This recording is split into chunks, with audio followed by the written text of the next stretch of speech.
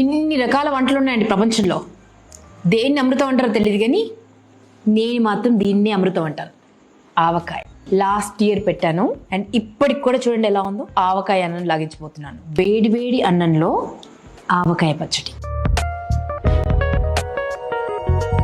కలిపేద్దామా? ఆలస్యం ఎందుకు, అమృతం లాగించడమే.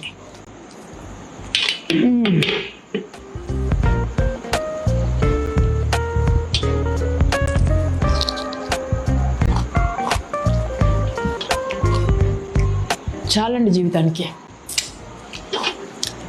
అద్భుతం. ఇంట్లో పెడుతున్నారు ఆవకాయ. అయితే ఒక్కసారి ఈ ఆవకాయ నేను ఎలా చేస్తానో ఒక లుక్ వేసుకోండి, ట్రై చేయండి. You will love me for ever, I swear.